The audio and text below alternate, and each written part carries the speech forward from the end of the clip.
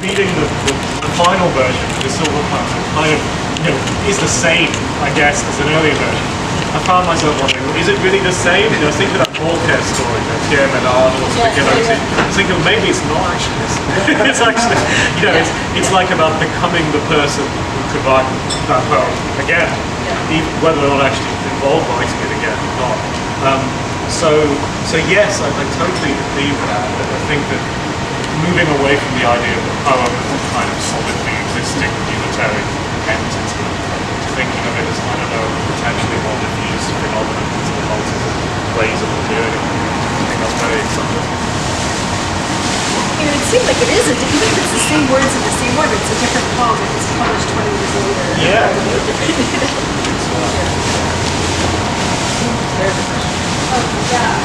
When you were speaking about the iteration of the Grassfields poem, you said something really interesting about academic writing pursuing literary criticism and how the focus in writing about translations or like post-colonial work did not focus on aesthetic or like the intensity of aesthetic experience. I was wondering if you could speak a little bit more about that. Yeah, absolutely. So in a way, this is all sort of publication enabled by Jahan's presidency. Because otherwise, I just feel totally unable to really say these things, to make these arguments. So I guess, like I came to writing about post-colonial literature when I was asked to review an Indian poem, a South Asian poem, called Alan Kalamkar. I'm probably just asked to review this poem based on a racial assumption, which is false because actually I didn't know anything about the poem at the time.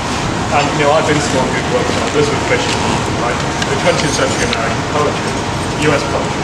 But then, as I was reviewing this work, I realized this was brilliant poetry. I mean, at the risk of sounding kind of reductive and really excited, it was kind of thought-provoking, beautiful, savage, funny, like that. So I developed this great passion to sort of write about these sorts of poems with the kind of gusto with which it is possible in literary journalism to talk about, say, the innovations of poets based in mostly the US or the UK, basically. But I found it harder and harder to find venues in which to do this because existing critical paradigms were very sort of different. Like on the one hand, Jahan's written about brilliantly, there's greater emphasis in some kinds of post-colonial study on fiction, because if you have prose fiction, it can be taken as a portrait of a society, and really that kind of critic is a historicist critic. They want to be historians in a way, cultural analysts. With poems, the language is heightened and musical, and so you cannot get away from this aesthetic sense of a language that less reflects than refracts its surroundings. You've got to find somewhere of talking about that interaction. And I still find it quite difficult. I sort of choose my venues. So sometimes I'll publish an academic peer review play, sometimes I'll publish a book review. I wrote my essay on Eunice D'Souza, the great Indian poet, with the Yale Review, because I wanted to write it in a kind of passion. This is beautiful. I have some problems with this poem, but I'm going to go rather far in that kind of way. And so I have a great sort of hunger there for us to discuss poems in these ways, because, I'll leave it there, but I guess that's sort of what I was going to say.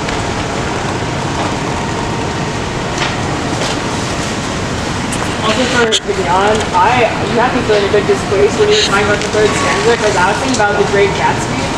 That was just like the image that came to mind. And so obviously like these two things are in very different contexts, but what do you think it is about the images of the green, the light, and the water that bring up this idea of striving towards a memory that turns out to be unattainable?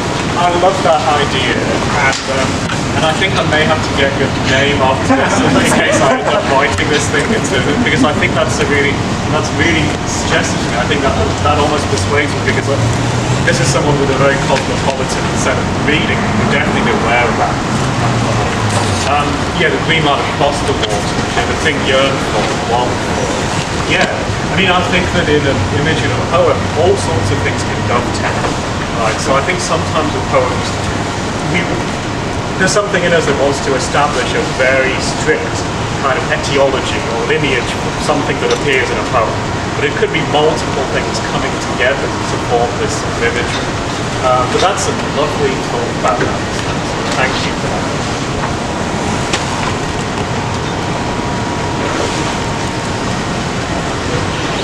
Yeah, in a poem, one of whose versions has that lamentable word displacement, which is our conference term, after all. It made me think back to Freud and the interpretation of dreams, where he says that the basic mechanisms of whereby a dream disguises its content are condensation and displacement, which I'm not original in associating with metaphor and metonymy. And we go there, and Roman Jakobson has things to say about those things as they have to do with the axis of word choice. So there might be a bridge there to the sonic phenomena that you so much want to, that I so much want to hear you talk about. Scathing radiance is great, and it's great because of a kind of vocalic condensation that is happening at that moment. I can't do anything more with it than that, but you can. That's brilliant. Thank you. We're just writing notes.